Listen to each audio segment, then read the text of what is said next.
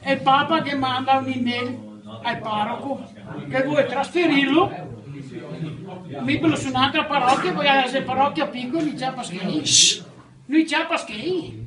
E il parroco cosa che ha fatto? Che manda un'email al Papa con scritto: amico caro, sta qua, mi autofinanzio, mi arrangio e ti dico che dal Papa. E io che i fedeli in chiesa no, che fa se qualcuno finì a messa, che c'è qualche volontario che varia dei Bibbie andare a vendere e finì a messa, si presenta a Duttusi. Eccomi qua, dove c'è per 10 Bibbie per uomo, cosa viene? Mi porta qua scherzi che avevi due, sta preoccupati. Si presenta un altro tosato. Non potrebbe a camminare a vendere i Bibbie.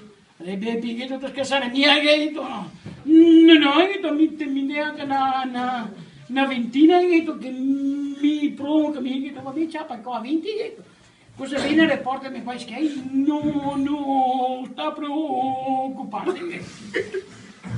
A Venere arriva che ha lui, porta tutti i doni, do Mario amico, due do, che mi do, che ha 3-8, non venderà un'altra volta, va bene, tu si presenta che a Beppi, non to i scherzi, che era Marti che avevo già vendute tutte, e non neanche sto cattate il numero di telefono per chiamarti e mi davi ancora io.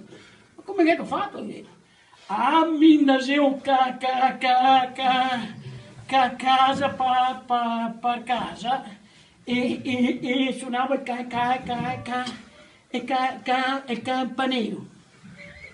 E veniva fuori e mi diceva se vuoi comprare a Bibbia. Cosa ti dicevi? Mi diceva di no.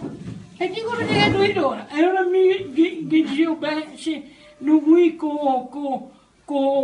comprarla a Vialeso tutta